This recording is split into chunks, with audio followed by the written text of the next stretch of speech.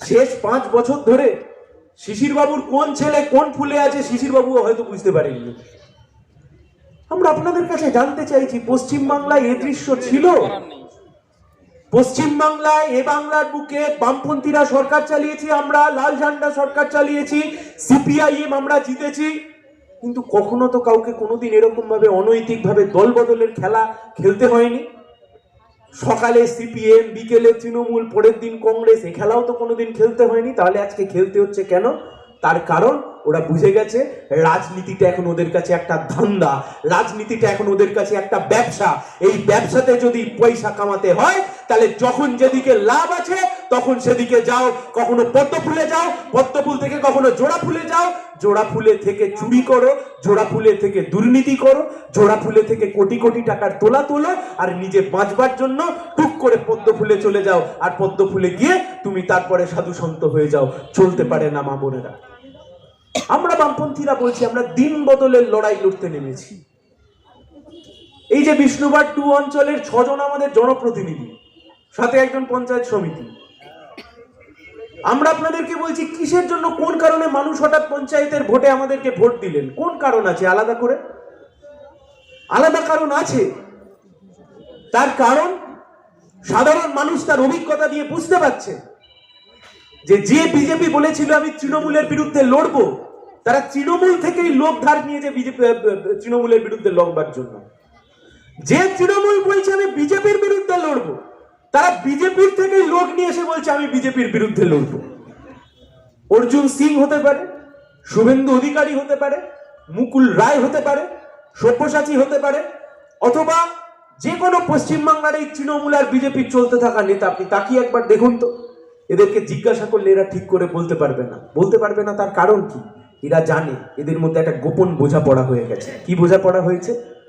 যে দিল্লিতে মোদি থাকবে আর রাজ্যে দিদি থাকবে, কলকাতায় দিদি থাকবে আর দিল্লিতে মোদি থাকবে, আর দুজনে মিলেই গট আপ করে সেটিং করে এই রাজনীতি বজায় রেখে দেবে। আমরা লড়তে নেমেছি এই সেটিং এর বিরুদ্ধে, আমরা লড়তে নেমেছি এই বাইনারি, এরা যে বোঝাতে চাইছে তৃণমূলের বিকল্প বিজেপি আর বিজেপির বিকল্প তৃণমূল, এর বিরুদ্ধে আমরা লড়তে নেমেছি। কোথায় যাবে মানুষ? রান্নার গ্যাসের দাম 1150 টাকা, পেট্রোলের দাম 106 টাকা, ডিজেলের দাম 91 টাকা। সাধারণ বাড়ির মেয়ে বউরা কোথায় যাবে? মা বোনেরা কোথায় যাবে? সাধারণ বাড়ির ছেলে মেয়েরা কোথায় যাবে? আমরা জানতে চাই। এই নির্বাচনে আমাদেরকে প্রশ্ন তুলতে হবে, মাথায় রাখবেন। বিজেপি এসে সব গুলিয়ে দিয়ে ধর্ম ধর্ম করে ভিড়িয়ে দেবে, তৃণমূলও ধর্ম ধর্ম ধর্ম ধর্ম করে গুলিয়ে দেবে, কিন্তু আমরা যেন ওদের গোলানোতে পা না দিয়ে দিই। ওরা চাইবে এবারের ভোটে মন্দির আর মসজিদকে ইস্যু করতে, ওরা চাইবে এবারের ভোটে রাম আর আল্লাহকে ইস্যু করতে, ওরা চাইবে এবারের ভোটে ধর্মকে সামনে রেখে নির্বাচনে জিততে। কিন্তু আমাদের কথা, আমরা ওদের ফাঁদে পা দেব না।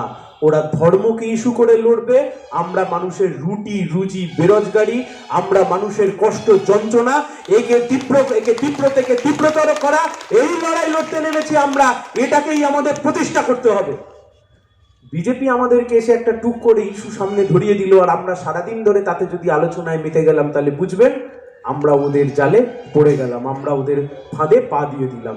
আমরা ওদের ফাঁদে পা দেব না, আমরা আমাদের কথা বলবো। 100 দিনের কাজের টাকা গেল কোথায়? 100 দিনের কাজের টাকা যারা কাজ করলো, 100 দিনের কাজের টাকা কেন পাবে না? জব কার্ডের টাকা কোথায় গেল? জব কার্ডের টাকা কারা নিয়ে এসেছিল? 100 দিনের কাজের টাকা মানুষকে এবার বলবার সময় এসছে। আপনারা যারা এই কর্মী সম্মেলনে এসছেন, কর্মী সভায় এসছেন, আপনাদেরকে বলছি, বলবেন আপনারা ফিরে গিয়ে সাধারণ মানুষের কাছে, 100 দিনের কাজের টাকা আমরা চালু করেছিলাম। আমরা 100 দিনের কাজ আমরা চালু করেছিলাম 2004 সাল।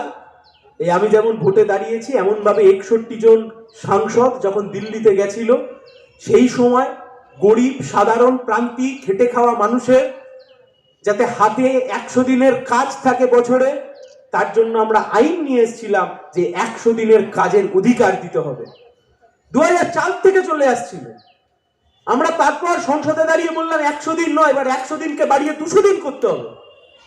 আজকে এমন একটা অবস্থায় নিয়ে গিয়ে তৃণমূল দাঁড় করালো আর বিজেপি দাঁড় করালো, গ্রামের খেটে খাওয়া মা বোনেরা যারা 100 দিনের কাজ করলো তারা আজকে জব কার্ডের টাকা পাচ্ছে না, তারা আজকে 100 দিনের টাকা পাচ্ছে না। বিজেপির কেন্দ্রের সরকার বলছে তৃণমূল চুরি করেছে, তৃণমূল লুট করেছে। আমরা বলছি হ্যাঁ করেছে, আমরা জানি তো। তৃণমূল বলছে জোর করে বিজেপির টাকা আটকে রেখেছে, আমরা বলছি আমরা তাও জানি। কিন্তু বিজেপি তো জানে তৃণমূলের কোন কোন নেতারা 100 দিনের টাকা চুরি করেছে।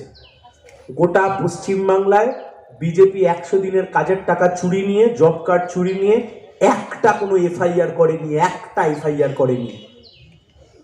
মমতা ব্যানার্জি নিজের ভাইপোকে বাঁচানোর জন্য কোটি কোটি টাকা খরচ করে সুপ্রিম কোর্টে যাচ্ছে সকাল বিকেল। এমনকি ওই সন্দেশখালী শেখ শাহজাহানকে বাঁচানোর জন্য কোটি কোটি টাকা খরচ করে সকাল বিকেল সুপ্রিম কোর্টে গেছে। কিন্তু এ বাংলার প্রাপ্য 100 দিনের কাজের টাকার জন্য মমতা ব্যানার্জি একবারও সুপ্রিম কোর্টে গেল না। তার কারণ কি? বিজেপি আর তৃণমূল চাইছে এই 100 দিনের যে বিষয় এটাকে ঝুলিয়ে রাখতে। তাতে আমার বাংলার মা বোনেরা, তাতে আমার বাংলার কৃষক ভাইয়েরা, তারা যদি মরে মরুক, তারা যদি কষ্টে থাকে থাকুক, তারপরে এরা যাতে 100 দিনের কাজের টাকা না পায়, এ ওর দিকে আঙুল তুলবে আর ও ওর দিকে আঙুল তুলবে। আর মাঝখান থেকে আমাকে আপনাকে হাতে কৌটো ধরিয়ে দেবে, কৌটো, তবু আমাদের অধিকারের টাকা এরা দেবে না। কোথায় যাবে? মেদিনীপুরের মাটিতে দাঁড়িয়ে আছি, মেদিনীপুরের মাটিতে। আমি যে স্কুলে পড়তাম, আমার গ্রামে যে স্কুলে আমি পড়তাম, সেখানে আমাদের 6 জন শিক্ষক ছিলেন মেদিনীপুরে। বামফ্রন্টের আমল, প্রতি বছর মাধ্যমিক উচ্চ মাধ্যমিক পরীক্ষা হচ্ছে, তার এমনকি তার পরেও বিভিন্ন সময়তে কে প্রথম হয়েছে মাধ্যমিক পরীক্ষায়? মেদিনীপুর। কে দ্বিতীয় হয়েছে উচ্চ মাধ্যমিক পরীক্ষায়? মেদিনীপুর। সেই পূর্ব মেদিনীপুরের ছেলেমেয়েরা, তমলুকের ছেলেমেয়েরা, এই এলাকার ছেলেমেয়েরা যারা এত ভালো পড়াশোনা করলো, তারা এই বাজারে এখন কোথায় যাবে কাজ খোঁজার জন্য? এই প্রশ্নের উত্তর এখন আমাদেরকে খুঁজতে হচ্ছে।